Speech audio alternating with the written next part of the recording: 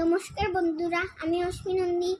বাজলো তোমার আলোর বেনু,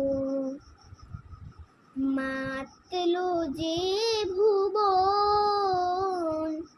বাজলো তোমার আলোর বেনু, আজ প্রভাতে শিশুর শোনে মদে দিও না। বাজলো বাজলো বাজলো তোমার আলোর বেনু। বন্ধুরা, অতটুকু দিলাম। সুন্দর লাগলে লাইক করবেন, কমেন্ট করবেন, ছোট্ট ছোট্ট কমেন্ট দিলেও করবা। আর